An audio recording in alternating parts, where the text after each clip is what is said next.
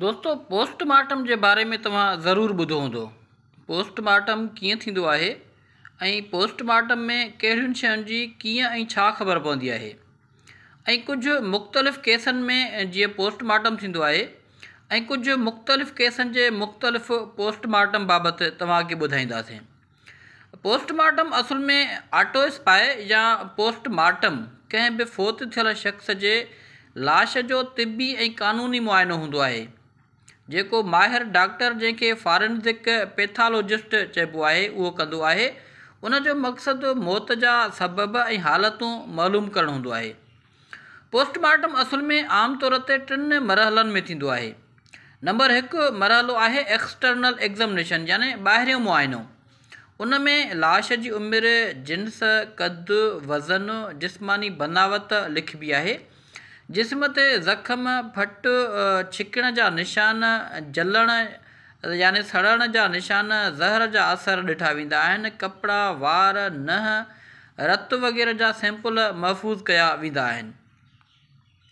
उनखां पोइ ॿियो मरहलो आहे इंटरनल एग्ज़ामिनेशन यानी अंदरूनी मुआइनो, जंहिंमें सीनो, पेट, दिमाग़, दिलि, फिफड़, जिगर, गुर्दा, मादो वग़ैरह खोले ॾिठा वञनि था। रत या मादे मां ज़हर या दवा जा नमूना वठी लेबॉरेटरीअ में टेस्ट थियनि था। दिमाग़ी ज़ख़्म, दिलि जो दौरो, फिफड़नि में पाणी यानी ॿुॾी वञण या रत जो ॼमण वग़ैरह जा सबब मालूम थियनि था।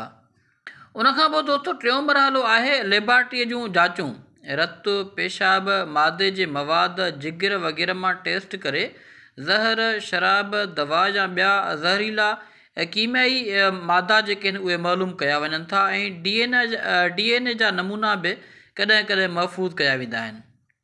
हाणे असां इन ॻाल्हि ते ईंदासीं त पोस्टमार्टम मां कहिड़ियुनि शयुनि जी ख़बर पवे थी। मौत जो सबबु जहिड़ो कि दिलि जो दौरो, दम घुटिजणु, फांसी, गोली या चाकू वग़ैरह सां मौत जो वक़्तु तक़रीबन केतिरा कलाक या केतिरा ॾींहं अॻु थियो हुयो, मौत कुदरती हुयो या गैर कुदरती यानी क़त्लु हुयो, हादसो हुयो या ख़ुदकशी हुई, जिस्म में कंहिं दवा, ज़हर या शराब जी मौजूदगी, औरतुनि में हमल या ज़्यादतीअ जो सबूत।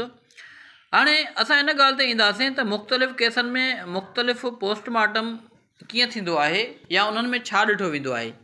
जेकॾहिं कोई क़त्लु थिए थो त उन जे पोस्टमार्टम में गोली लॻण ते गोलीअ जो रस्तो, ज़ख़्मनि जो तइदादु ऐं मुफ़ासिलो मालूम कयो वेंदो आहे। चाकू या तेज़ धार वारे हथियार जा निशान सुञाता वेंदा आहिनि।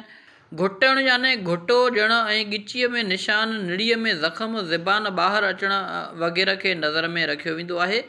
ऐं ॿियो नंबर आहे हादसो यानी एक्सीडेंट।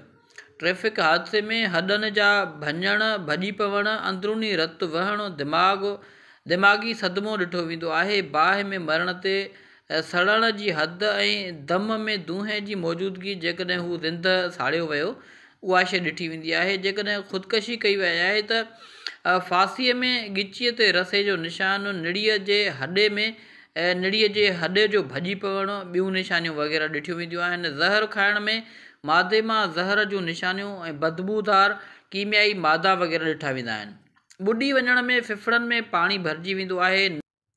नक ऐं वात मां पाणी या झाग निकिरंदी आहे। पाणीअ में मौजूदु मिटी या ॿूटनि जा ज़रड़ा फिफड़नि में मिली सघनि था, उन्हनि खे ॾिठो वेंदो आहे।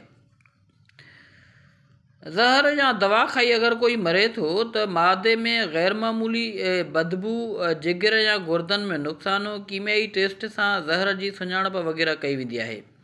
यानी पोस्टमार्टम रुॻो मौत जो सही सबबु मालूम करण लाइ अहम नाहे, पर उहो अदालत में शाहिदी तौर बि इस्तेमालु थींदो आहे, ख़ासि करे क़त्ल ऐं हादसे जे केसनि में।